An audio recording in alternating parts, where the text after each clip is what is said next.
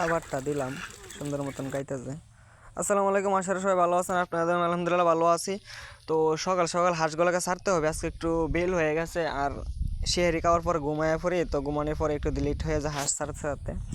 তো আজকে প্রায় 8টা বেজে গেছে হাঁস ছাড়তে ছাড়তে। আর সকালে হাঁস ছাড়লে ভালো, কারণ মিটিং সময় থাকে, তো এই সময় তারা মিটিং করে। তো 20 ডিম যেহেতু আমি সংগ্রহ করি, তার জন্য আর সকালবেলা পানিতে অবশ্যই হাঁসকে ছাড়তে হবে।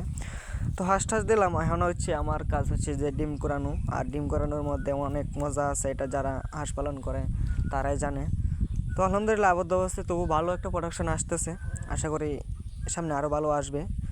তো আর ডিমে আমার হাঁসগুলো যেহেতু নতুন অবস্থায়, এই 5.5 মাস 6 মাস বর্তমান বয়স, তো এই বয়সের ডিমগুলো মাসাল্লাহ অনেক বড় হয়েছে। হাঁসের শরীরে যদি পর্যাপ্ত ক্যালসিয়াম ভিটামিন থাকে তাহলে অবশ্যই ডিমগুলো বড় হবে। আর ভিটামিন ক্যালসিয়াম সবসময় পূরণ করে রাখার জন্য অবশ্যই তাদেরকে মেডিসিন দিতে হবে মাসে মাস। আর আমি যে খাবারটা দিই সেটা হচ্ছে লেয়ার, এই যে লেয়ার খাবারটা মিক্স করে, আর ভাত আছে, এই ভাতটাই একসাথে মিক্স করে দিই, দুটা খাবার একসাথে দিই। তো সকালবেলা যেহেতু একটু বেশি খাবার দিতে হয়, দুপুরে তেমন একটা বেশি দিতে হয় না। আর এখন যেহেতু বাচ্চার সিজন, তো আমাদের কাছে এই হাঁসের বাচ্চা এবং 20 ডিম দুটোটাই পাবেন, ময়মনসিংহ বিভাগের মধ্যে পাবেন সবাই ইনশাআল্লাহ।